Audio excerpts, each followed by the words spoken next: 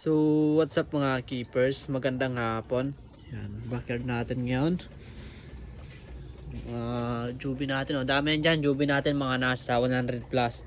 Mga nakalagay dyan. Mga juby. Ito yung medyo maliit din. Ito naman yung malaki natin per out ngayon. Per tryo yung available. Yan, yung mga gusto dyan is matipuan. PM lang kayo mga boss. Yan o. May mga round tail. Then ito mga breeder na GBT2 eh. Yan o. Konti lang yung GBT natin, hindi dumami. Pero yan sana dumami pa to. Yung mga GBT natin. Tagal nga mag-drop ng iba. Pero may mga fry na yan dyan. Ito yung ika-4 batch. Then 5th batch. Yan o. Dami yan. Tawagin natin. Yan o. Dami yan. Then ito pala sold out na to kay Sir o. Yan, ship natin to sa Bohol. Yan. Sa Visayas pala mga nagtatanong sa akin, yung mga mag-order is ang kaya lang natin i-ship po mga bossing ay yung Juby size. Hindi pa tayo nag-ship ng breeder sa Visayas. Pero sa Luzon kaya natin mag-ship ng breeder size. Yan o. Full mass na PKBM. Ito mga male lang dito nakalagay. Yan o. Then may available pa tayo dito. Baka gusto nyo acre, yan 25 pieces. PM lang ka sa presyo nito. 25 pieces na to. Yan o. Kailangan lang natin mag-out ng guppies kasi alam nyo kung bakit sobrang dami natin ngayon na muli kaya kailangan natin mag-out ng guppy. Kukulangin tayo sa lagayan. Kahit ang strain lang natin ay konti lang pero sobrang dami kasi ng fry natin eh. Ito mga golden zebra nakalagay. Yan dyan. Ito si strawberry yan update. Yan kumukulay na siya ulit. Gumaganda na. Then gumaling na yung kanyang sa baba. Yan o. Ganda na tingnan nyo. Dito natin. Yan o.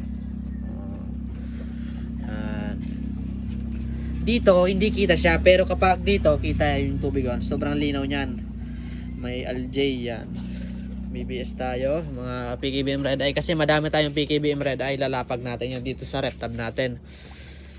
Bala ko kasi ayusin dito eh, baka kasi may male dito na nakahalo kaya kailangan natin i-separate.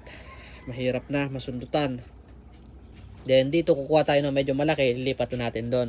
Then yung mga maliit dito, yan yung bubumbay natin bibis. Then dito kuha tayo ng mga medyo malaki, then ibababa natin. Then yung mga fry naman na bago dito natin lalagay. Then good news pala kasi ito sold out na to na ito natin copper gold yan oh. Binigay lang natin sa murang halaga yan. Yan zero copper gold. Then ito mga firecracker to FC. Then mga PKBM na male. Lahat yan male. Yan oh. Yung mga PKBM Red Eye, PKBM White Eye, yan halo-halo na oh.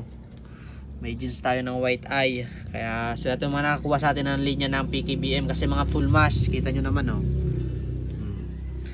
Kaya magre-release tayo ng mga solid na PKBM yan.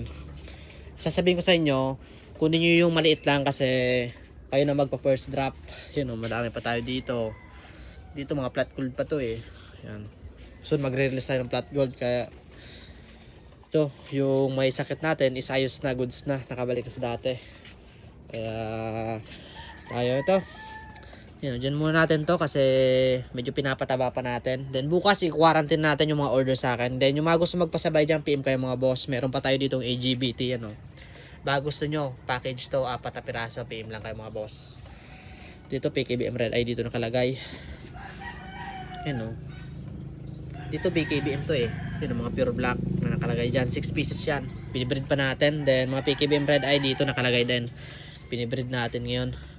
Puro breeding tayo. Halos lahat na pour out natin sa backyard natin is PKBM na mga full mass.